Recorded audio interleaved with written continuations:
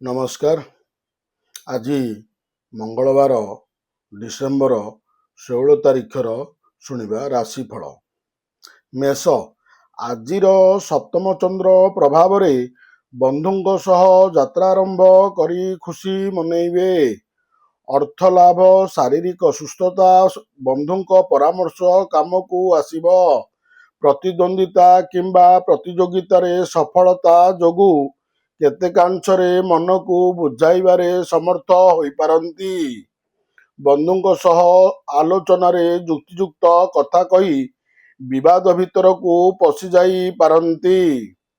ବୃଷ, ରାଶି ପାଇଁ ଚନ୍ଦ୍ରଙ୍କ ସ୍ଥିତି ଆତ୍ମୀୟ, ସହକର୍ମୀ କିମ୍ବା ପଡ଼ୋଶୀଙ୍କ ସମର୍ଥନ ଲାଭ କରାଇବ। ଚଳିତ ପରିସ୍ଥିତି ଭଲ ନଥିବାରୁ ଯାହା କହିଲେ ଅନ୍ୟମାନେ ଭୁଲ ବୁଝିବେ। ବାରମ୍ବାର ଚେଷ୍ଟା ବିଫଳିତ ଜନିତ ଟେନସନ ଲାଗି ରହିବ। ଆକସ୍ମିକ ଆବଶ୍ୟକତା କାରଣରୁ ଖର୍ଚ୍ଚ ପରିମାଣ ବୃଦ୍ଧି ପାଇ ଚିନ୍ତାକୁ ବଢ଼ାଇ ଦେଇପାରେ। ମିଥୁନ, ମଙ୍ଗଳଙ୍କ ଅଷ୍ଟମ ଦୃଷ୍ଟି ମୁଖଭାବ ଥିବାରୁ ଆପଣଙ୍କ କଡ଼ା କଥା ଓ ଆଶାଳୀନ ବ୍ୟବହାରକୁ ସମସ୍ୟା ଉପୁଜିବ। ଆର୍ଥିକ ଉନ୍ନତି ପରିପ୍ରେକ୍ଷୀରେ ବିଭିନ୍ନ ଧନ୍ଦା ସକାଶେ ବନ୍ଧୁ ପ୍ରୋତ୍ସାହିତ କରିପାରନ୍ତି। ଜଣାଶୁଣା ବ୍ୟକ୍ତିଙ୍କ ଦ୍ୱାରା ପରିବହନ ସମସ୍ୟା ସମାଧାନ ହେବ। ମାଲି ମକଦ୍ଦମା, ସଭା ସମିତି, କ୍ରୀଡ଼ା ଓ ସାହିତ୍ୟରେ ସମାଧାନ ହୋଇଯିବ। କର୍କଟ, ନବମ ଭାବସ୍ଥ ଶନିଙ୍କ ପ୍ରତି ମଙ୍ଗଳଙ୍କ ଦୃଷ୍ଟି ସମ୍ପର୍କକୁ ତିକ୍ତ କରିବାର ଆଶଙ୍କା ରହିଛି। ସାଧାରଣ କଥାକୁ ବଡ଼ କରି ନିକଟସ୍ଥ ବ୍ୟକ୍ତି ଜଣେ କଳହର ମାତ୍ରାକୁ ବଢ଼ାଇ ଦେବେ।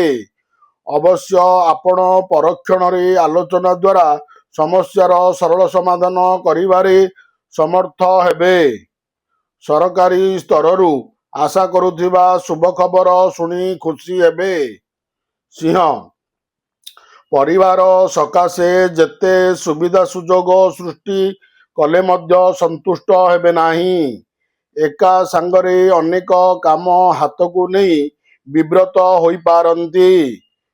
ବନ୍ଧୁ ମିଳନ ଓ ନୂତନ ଅତିଥିଙ୍କ ଆଗମନ ଯୋଗୁଁ ହସ ଖୁସିର ସୁଅ ଛୁଟିବାର ସୂଚନା ରହିଛି।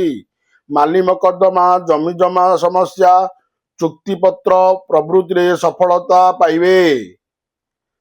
କନ୍ୟା, ଧନସ୍ଥାନରେ ଚନ୍ଦ୍ରଙ୍କ ସ୍ଥିତି ହେତୁ ବନ୍ଧୁଙ୍କ ଆଦର, ବକେୟା ଅର୍ଥ, କର୍ମକ୍ଷେତ୍ରରେ ସମ୍ମାନ ଓ ବିଳାସ ବ୍ୟସନର ସୁଯୋଗ ଜୁଟିପାରେ।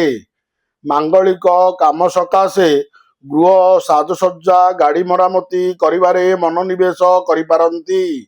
କର୍ମକ୍ଷେତ୍ରରେ ସମସ୍ୟାର ସମାଧାନ କ୍ଷେତ୍ରରେ ବନ୍ଧୁ ସାହାଯ୍ୟ କରିବେ। ତୁଳା, ଚନ୍ଦ୍ରଙ୍କ ସୁପ୍ରଭାବରୁ ଆଜି ଦିନଟି ଶୁଭଦାୟକ ରହିବ। ପାରିବାରିକ ଅଶାନ୍ତି ଲାଗି ରହିବା କାରଣରୁ କୌଣସି କାମ ଉତ୍ସାହପ୍ରଦ ହେବ ନାହିଁ। କଚେରୀ ମାମଲା କ୍ଷେତ୍ରରେ ପାରସ୍ପରିକ ବୁଝାମଣା ଦ୍ୱାରା ସମସ୍ୟାର ସରଳ ସମାଧାନ ହୋଇଯିବ। ରାଜନୈତିକ କ୍ଷେତ୍ର କିମ୍ବା ସାଂଗଠନିକ କାମରେ ନେତୃତ୍ୱ ନେଇ ପ୍ରଶଂସିତ ହୋଇପାରନ୍ତି। ବିଛା, ଦ୍ୱିତୀୟସ୍ଥ ମଙ୍ଗଳଜନିତ ଅପ୍ରିୟ ସତ୍ୟ ଭାଷଣ ବନ୍ଧୁଙ୍କ ମନରେ ଆଘାତ ଦେବ। ଅଭାବ ଦୂରେଇବାକୁ କରଜ କରିବାକୁ ମନସ୍ଥ କରିପାରନ୍ତି। କ୍ରୀଡ଼ା, କଳା, ସାହିତ୍ୟ, ସଙ୍ଗୀତ ଓ ଚଳଚ୍ଚିତ୍ର କ୍ଷେତ୍ରରେ ସମସ୍ୟାର ସରଳ ସମାଧାନ କରିପାରିବେ। ବିଭିନ୍ନ ପ୍ରକାର କୌଶଳ ଅବଲମ୍ବନ କରି ଲକ୍ଷ୍ୟ ପୂରଣରେ ସମର୍ଥ ହୋଇପାରନ୍ତି। ଧନୁ, କଠୋର ବାକ୍ୟାଳାପ ଜନିତ ବନ୍ଧୁଙ୍କ ସହ ମନାନ୍ତର କାରଣରୁ ସୁସମ୍ପର୍କରେ ବ୍ୟାଘାତ ସୃଷ୍ଟି ହେବ। ଶିଳ୍ପ, ବାଣିଜ୍ୟ, ପରିବହନ ତଥା ଆମଦାନୀ କାରବାର କ୍ଷେତ୍ରରେ ଖୁସି ରହିବେ। ରାଜନୀତିରେ ଓ ସାଂଗଠନିକ କ୍ଷେତ୍ରରେ ଜନକଲ୍ୟାଣ କାମ ହାତକୁ ନେଇ ପ୍ରଶଂସିତ ହେବେ। ସାଂସ୍କୃତିକ କାର୍ଯ୍ୟକ୍ରମରେ ଅଂଶଗ୍ରହଣ କରି ଆନନ୍ଦ ଲଭିବେ। ମକର, ଚତୁର୍ଥ ଭାବ ପ୍ରତି ଚନ୍ଦ୍ରଙ୍କ ଶୁଭ ଦୃଷ୍ଟି ନୂତନ ଭାବନାରେ ମଜ୍ଜିତ କରାଇପାରେ। ଧର୍ମକାର୍ଯ୍ୟ, ବନ୍ଧୁପ୍ରୀତି, ଶୁଭ ଖବର ଓ ପାରିବାରିକ ସମର୍ଥନରେ ଅଗ୍ରଗାମୀ ହେବେ। ସାଧାରଣ କଥାକୁ ନେଇ ସମ୍ପର୍କୀୟଙ୍କ ଆପେକ୍ଷା ମନରେ ଭାବାନ୍ତର ସୃଷ୍ଟି କରିବ।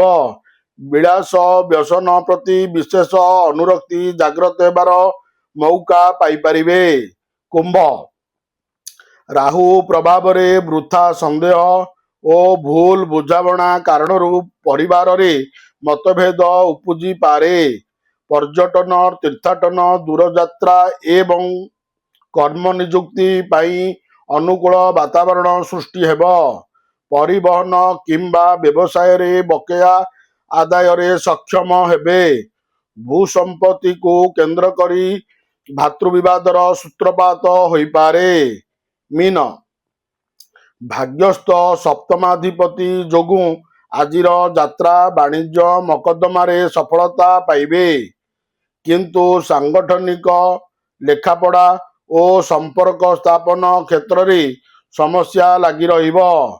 ସାହିତ୍ୟ, ସାମ୍ବାଦିକତା, ପ୍ରଶାସନ ଓ ରାଜନୈତିକ କ୍ଷେତ୍ରରେ ସ୍ଥିତିକୁ ସୁଦୃଢ଼ କରିବାରେ ସମର୍ଥ ହୋଇପାରନ୍ତି। ଜୟ ଜଗନ୍ନାଥ। ଭିଡ଼ିଓଟି ଭଲ ଲାଗିଲେ ଲାଇକ୍, କମେଣ୍ଟ, ସେୟାର କରିବେ।